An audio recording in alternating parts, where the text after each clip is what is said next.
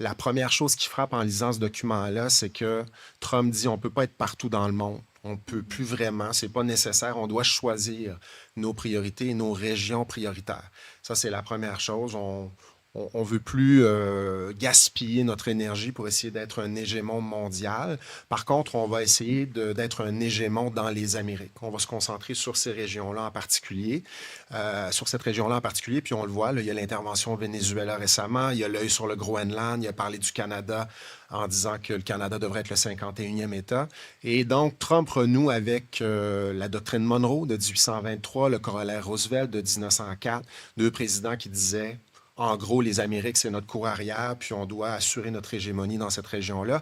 Et on a le droit de jouer du coude, justement, de mener des interventions militaires, de violer même la souveraineté de certains États, je pense encore au Venezuela, pour atteindre des objectifs de politique étrangère américaine. Puis là, il y a plusieurs objectifs qui sont cités là-dedans.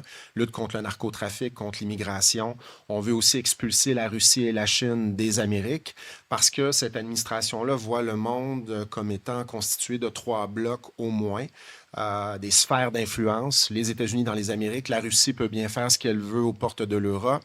C'est pas dit comme ça, mais entre les lignes, on peut comprendre que c'est un peu l'idée. Et la Chine, ben, pas d'affaires dans les Amériques.